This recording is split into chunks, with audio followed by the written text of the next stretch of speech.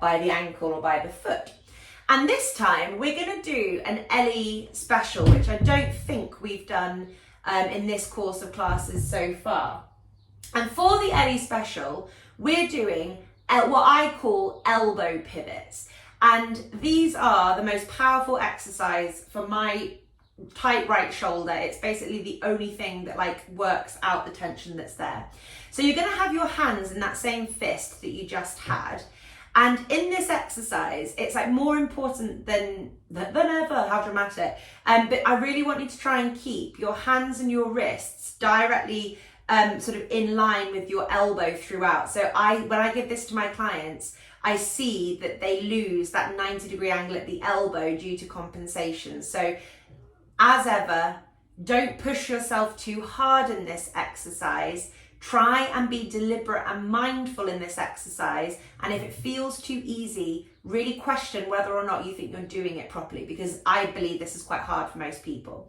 So you're nipping your elbows into your waist and your fists are facing up towards the ceiling, and we've got the 90-degree angle at the elbows, the hands are tight.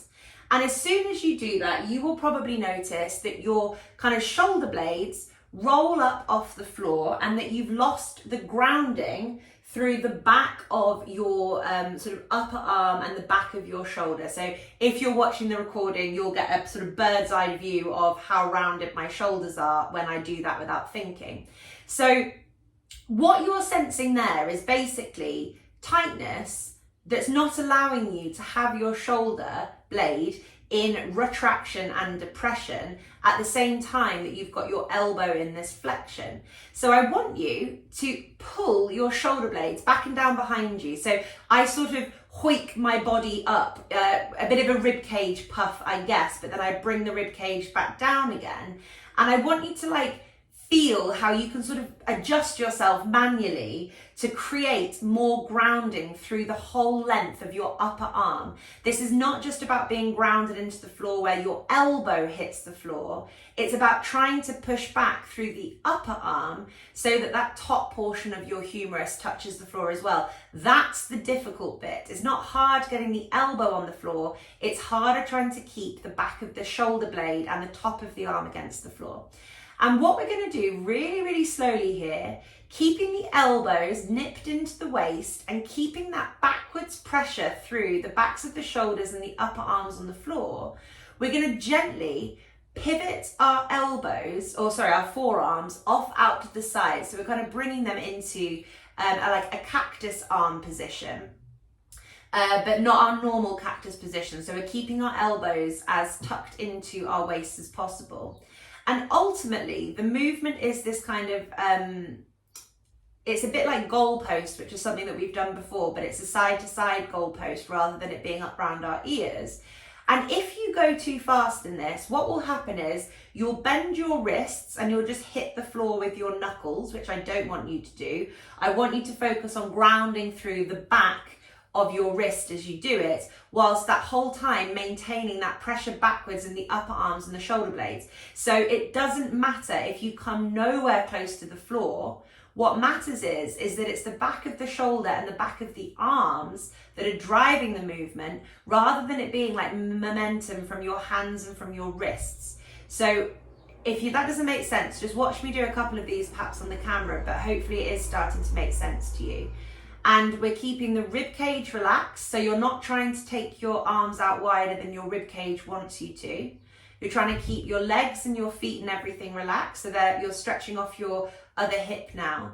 And as you do this movement, you'll probably notice that your elbows creep away from your body. So you're really trying to tuck them back in and reset yourself every couple of reps or so, and try and get that grounding through the top of the back of your arms and the shoulder blades, and go really slowly. Drive the movement from the sort of shoulder and the upper arm, and therefore you'll move very slowly in the lower arm if you're doing that. If your hands and wrists are flopping out too quickly at the side and your knuckles are touching the floor before your wrist does, then you're not moving from the right muscles in the rotator cuff.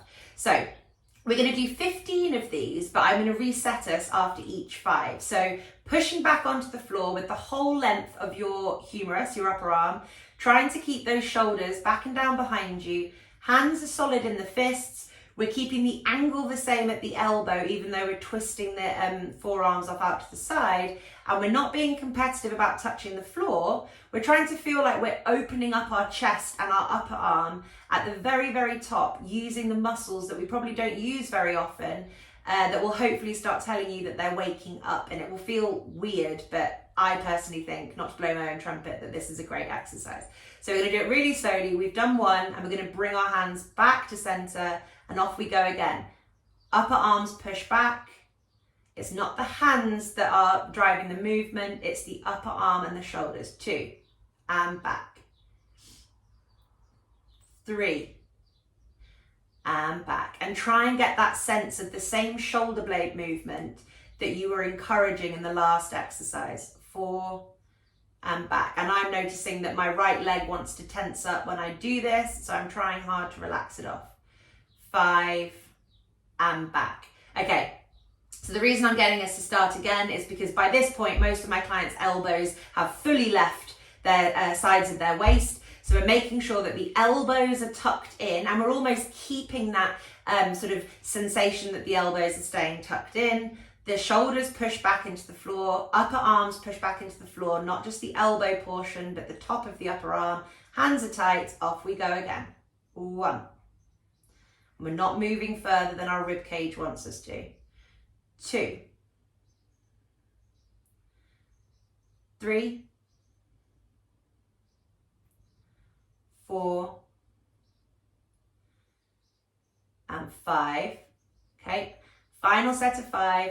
Tucking the elbows in, pulling the humerus and the shoulder blades back, relaxing the rest of us, but keeping our arms and our hands tight, not allowing the wrist to bend. The wrist stays straight relative to the hand and the elbow, and off we go. 1.